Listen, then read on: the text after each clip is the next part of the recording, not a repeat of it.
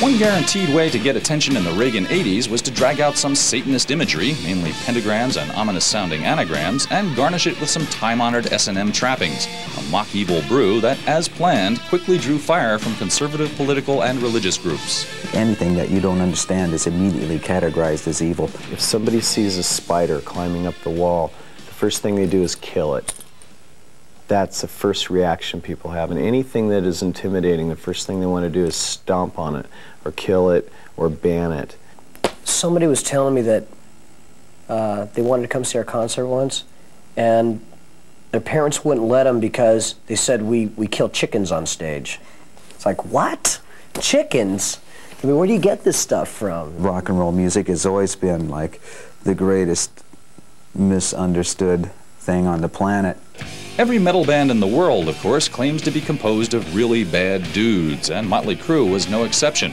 From groupie-packed parties to fast cars and hard drugs and oceans of alcohol, these guys did, in fact, for what it may be worth, do it all. But as many a band before them had discovered, life in this particular fast lane takes a heavy toll. In 1983, Nicky Sixx wrapped his Porsche around a telephone pole, injuring his shoulder. The following year, Tommy Lee flipped his 280Z 4 times on an LA freeway, but walked away unharmed. Then in December 1984, Vince Neil, drunk, drove his Ford Pantera into an oncoming car.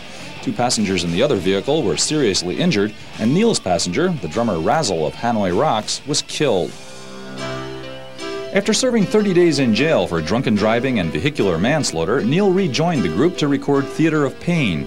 The album was dedicated to the late Razzle, and it also carried a warning to fans about the dangers of drinking and driving. In reality, though, Motley Crue was still drinking and drugging it up as much as ever. We'd been in a haze for 9 years, a serious haze. It wasn't a, hey, let's party, dude. It wasn't a few beers. I mean, it was hard drug use. It just really blows my mind how we didn't get it together. Nothing stopped us. The Girls, Girls, Girls tour, we were a mess. I mean, each one of us was just like totally out of control.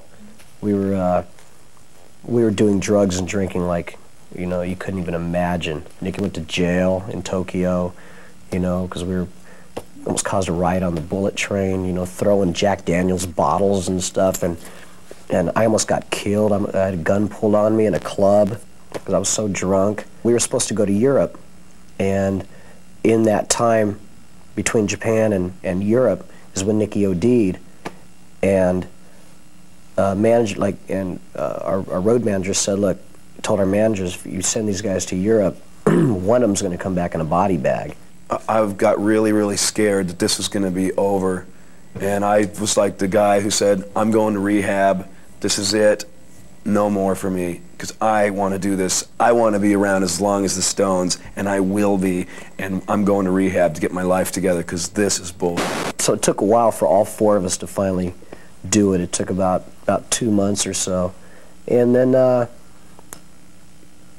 you know, it's got to stay like this, because if we ever went back to that state that we were in before, there would be no more Motley Crue. Wary of LA and its many temptations, the cleaned-up crew flew away to Vancouver to record what would become their most successful album to date.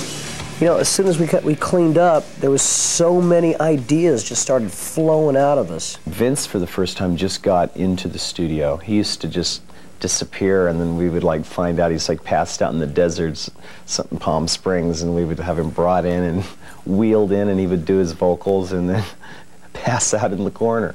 And now he stayed the whole time in Vancouver and went over all of his vocal tracks and listened to things and wanted to correct this and correct that, and that was really neat. I even flew back to Vancouver for the mixes, and like the band was going, what is this guy doing, man? He doesn't like the studio, there he goes.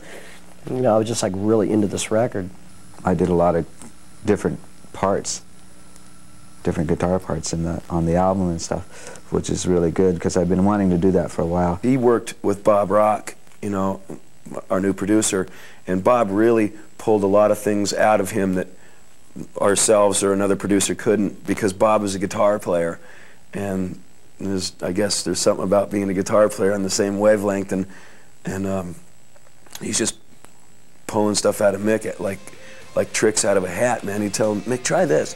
When he'd just be playing it, and we'd go, wow, yeah, that's great.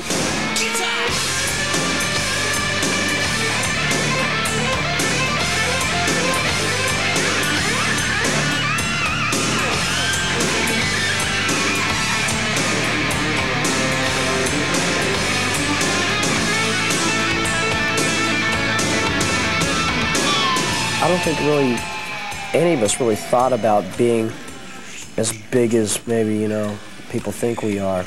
Everything's turned out way more than I thought it was going to be. When we made our first record, when we were playing like, I mean, when we played the Whiskey A Go-Go in the Starwood back in 1981, I thought, wow, we made it. This is wow. My buds were coming from school and like they're out there and I was playing, you know, wow.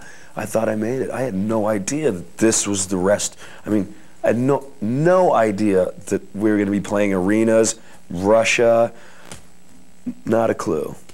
I knew when we started playing and the first live thing that we did at the Starwood in 1981 and the reaction of the people, I knew this was going to be a mega band. We really don't think of ourselves as a big band at all. It's really funny because like even when we play, like on tour now, you know, the shows have been going great, but we always sit back and we ask each other, we go, like Rich, our tour manager, we go, dude, is anybody going to show up tonight? God, I hope some people show up tonight.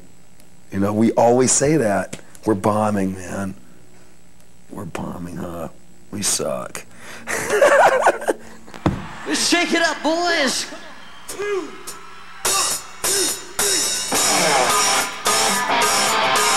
Little rattlesnake shake for tonight.